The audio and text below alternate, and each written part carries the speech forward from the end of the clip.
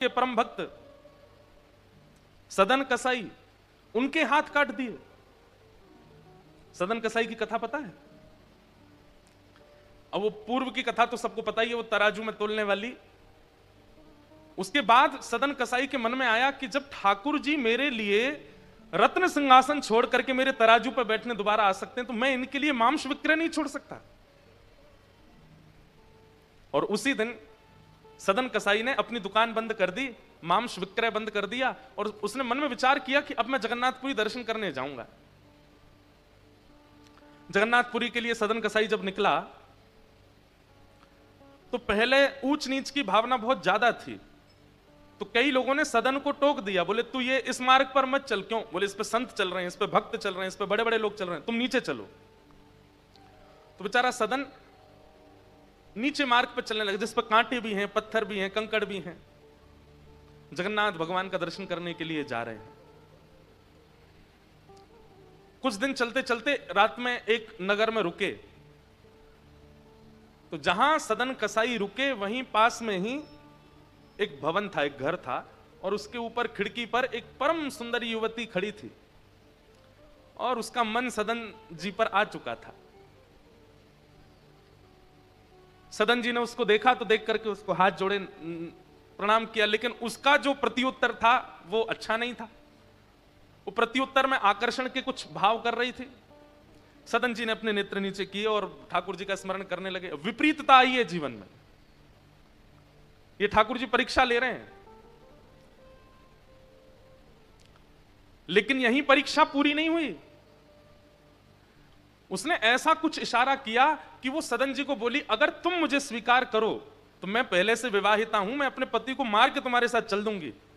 तो सदन जी ने उसको मना किया, लेकिन फिर भी मनचली स्त्री नहीं मानी। उसने पति को मार दिया और मार करके सदन जी के पास आ गई, और सदन जी से आगे बोली, मुझसे ब्याह करो, मेरे को अपने संग रखो। सदन जी चरण पड़े, बोले मैं तो कहां रखूंगा आपको, और मैं तो बस जगन्नाथ जी से मिलने जा रहा हूं, मेरा आगे का कोई भरोसा नहीं है, मैं कोई भविष्य जीने के लिए नहीं कर रहा हूं सब कुछ। बहुत सावधानी से सुनिए सब लोग, मेरा भविष्य कोई निश्चित नहीं है, आप मेरे भरोसे मत रहिए। अब वो युवती बोली, अरे तेरे लिए मैंने पति मार दिया अपना, उसको मार करके आई हूं, तू कह रहा है कि मैं तुम्हें स्वीकार नहीं करूंगा। मुझे स्वीकार करो, नहीं तो मैं हल्ला करके पूरे गांव को बुला लूंगी। सदन जी बोले, मैं बाकी सब सह लूंगा, लेकिन आपको स्वीकार नहीं कर पाऊंगा, क्षमा करो। और उस स्त्री ने हल्ला करके पूरे गांव को इकट्ठा किया, सबसे झूठ बोल दिया कि इसने मेरे पति को मार दिया। वैष्णव का एक स्वरूप होता है कि वो ज्यादा से ज्यादा शांत रहने का प्रयास करता है, बोलता कम है।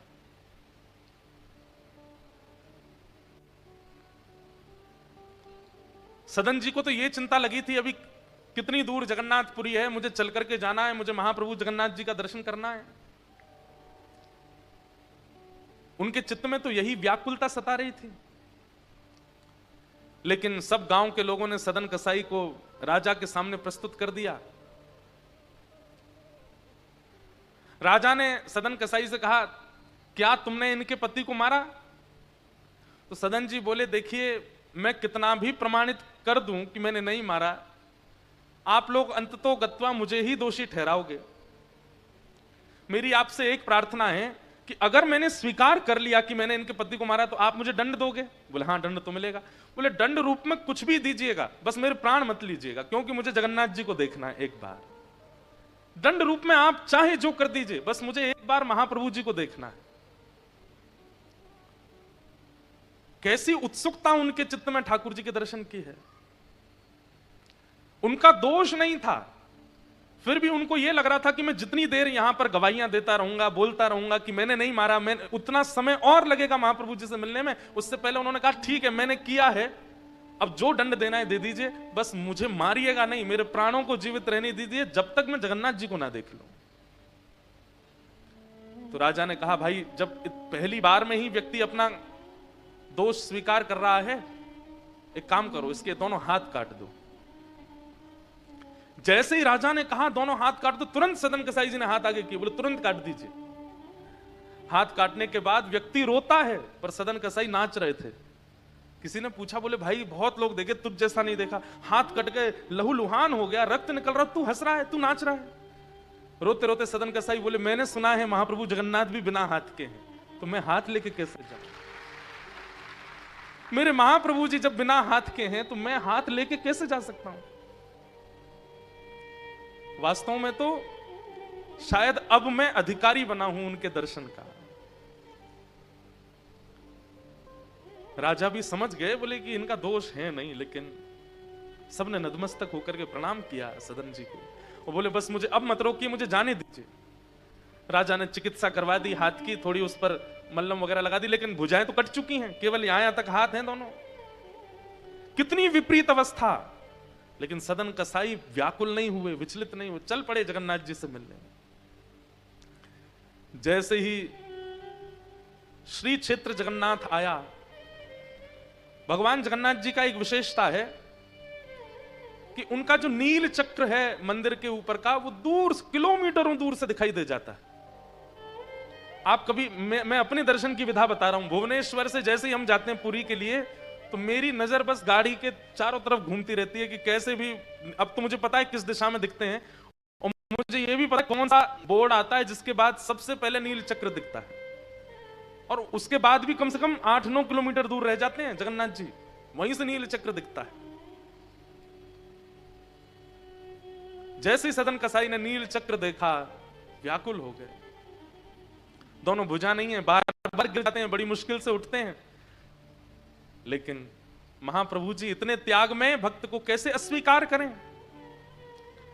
महाप्रभु जी ने तुरंत अपनी ब्रह्म वेदी पर बैठे बैठे पुजारियों को आज्ञा की, बोले, मेरा एक परम भक्त आया है, मेरा एक परम वैष्णव भक्त आया है, मैं उसके दर्शन के लिए बड़ा व्याकुल हो रहा हूं। पुजारी सब बोले, भगवान आज्ञा करें, क्या करें? बोले, तुरंत पालकी लेके आओ, उसको लेके आओ।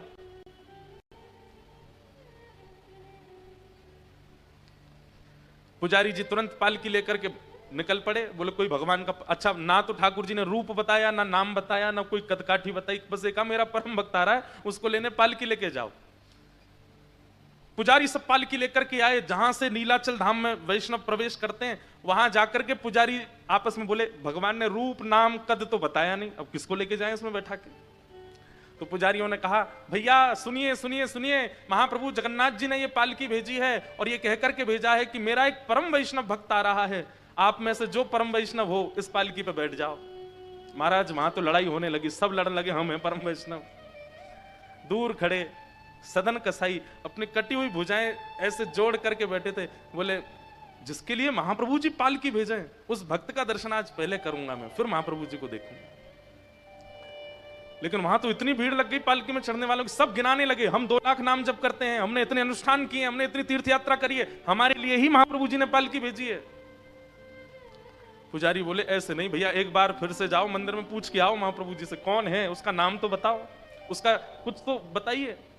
पुजारियों ने जाकर के पूछा, हे महाप्रभु जी, महाप्रभु जगन्नाथ जी, तुम लेके नहीं आए उसको? बोले, आपने नाम तो बताया नहीं उसका, उसका कुछ तो बताइए, पहचान कैसे होगी कि वो है कौन जिसको लेके आना पालकी में?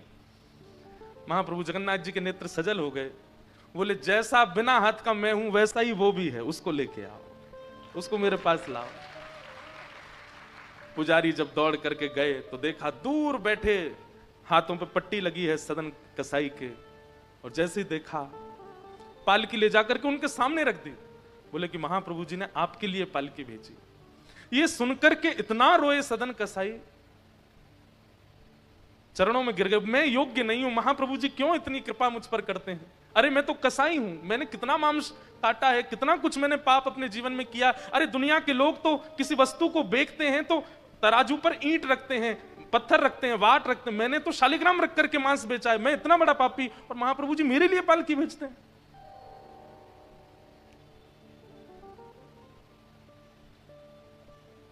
पुजारियों ने कहा, बोले महाप्रभु जी हमको भी नहीं घुसने देंगे अंदर अगर आप नहीं बैठे तो, और पालकी पर सदन कसाई को इतनी शर्म आ रही है अपने ऊपर, क्यों मुझ पर इतनी कृपा करते हैं? और जैसे ही महाप्रभु जी के सामने गए, पहली बार जगन्नाथ महाप्रभु को देखा, यहां सदन के नेत्रों से आंसू और वहां महाप्रभु जी के नेत्रों से आंसू। जैसे ही सदन कसाई ने दंडवत प्रणाम किया, दोनों अपनी कटी कटी भुजाओं को जैसे ही महाप्रभु जी की ओर आगे किया, तुरंत उनकी भुजाएं प्रकट हो गईं और महाप्रभु जी ने कहा, अब दौड़ के आओ, हृदय से लगो हमारे। और सदन कसाई को ठाकुर जी ने हृदय से लगाया। ये बात हम क्यों सुना रहे हैं? जीवन में विपरीत अवस्था सबके आती है, मुझसे लेके पीछे खड़े व्यक्ति हर